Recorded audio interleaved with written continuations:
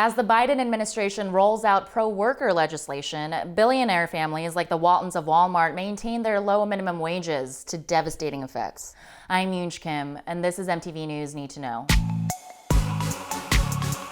On Tuesday, President Biden signed an executive order raising the minimum wage for federal contractors to $15 an hour. The federal minimum wage has been $7.25 since 2009, but Biden's order will affect approximately 5 million people working as janitors, security guards, nursing assistants, and more for the government. It's a relatively small number, but the administration believes that the executive order will indirectly raise wages beyond federal contractors by forcing other employers to bid up pay as they compete for workers. In other words, they hope that major corporations will follow suit. Costco and Amazon have already implemented a $15 minimum, but not all companies are doing the right thing. The billionaire family behind Walmart, for example, who are the richest family in the world, continue to refuse to raise their starting hourly wage above $11, even though, as workers' rights movement Fight for 15 pointed out, Walmart, like McDonald's, can afford to pay $15 today. There's no excuse for poverty wages. Instead, corporations like Walmart play optics Olympics, making tax-deductible donations to food banks rather than using profits to raise their minimum wage. But the so-called charity isn't feeding its workers, it's feeding poverty. In fact, the company is one of the top 4 employers of food stamps and Medicaid beneficiaries in every state, perpetuating the welfare state.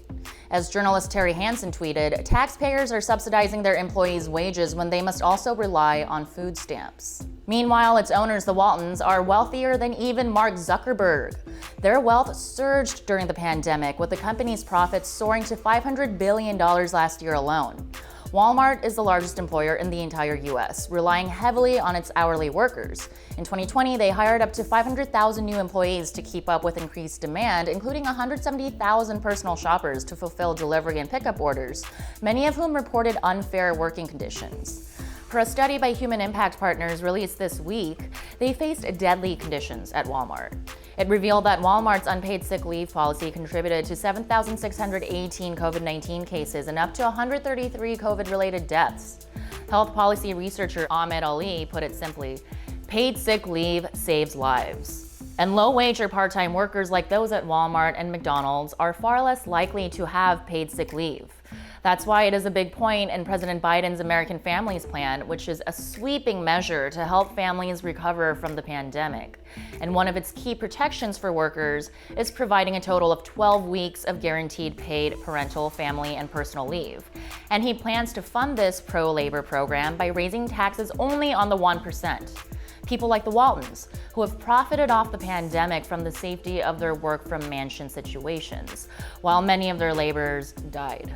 These corporations, who make workers come in when they're sick yet deny them livable compensation, have upheld our country's enormous wealth gap. And in an economy where giant private employers refuse to do what is right for their workers, Biden's plan offers a glimmer of hope because it aims to reward work, not wealth. I'm Yoonj Kim, and that's what you need to know.